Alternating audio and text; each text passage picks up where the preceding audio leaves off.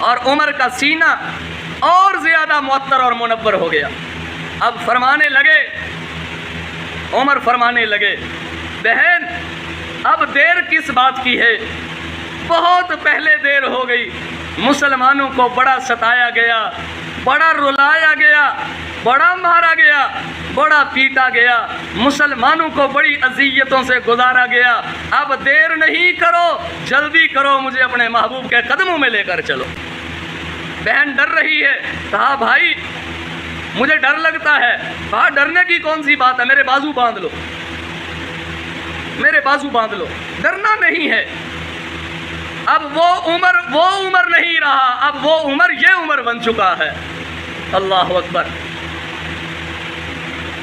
ادھر عمر رضی اللہ تعالیٰ عنہ بہن کی معیت میں، بہنوئی کی معیت میں، صحابہ کرام رضوان اللہ علیہ مجمعین کے استقبال میں، اللہ اکبر، پروٹوکول بہن اور بہنوئی کا۔